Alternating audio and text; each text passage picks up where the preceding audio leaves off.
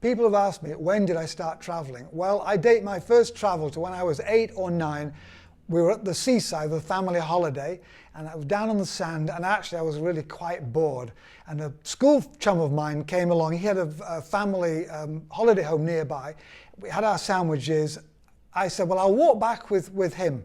So we walked back. It was about a mile. It was a beautiful, beautiful summer's afternoon.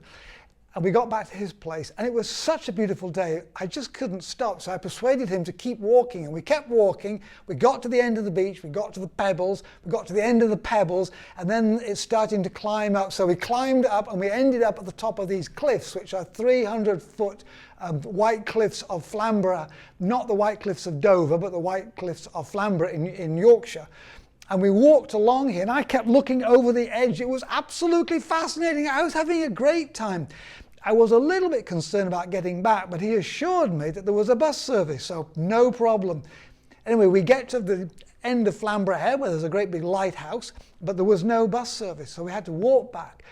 So by the time we got back to his holiday home, it was getting very late. It was still light, but very late. And I knew we were going to be in trouble. So we hid behind these bushes to see what was happening. And my mother came out of the house and said, well, I'll just drive around one more time and see if I can find them. And if I can't, we'll have to call the lifeboat out. And then I popped up, hello, surprise! She was not amused. And the next day when we went down to the beach, she took a ball of string with her. And she counted out 9 arm lengths.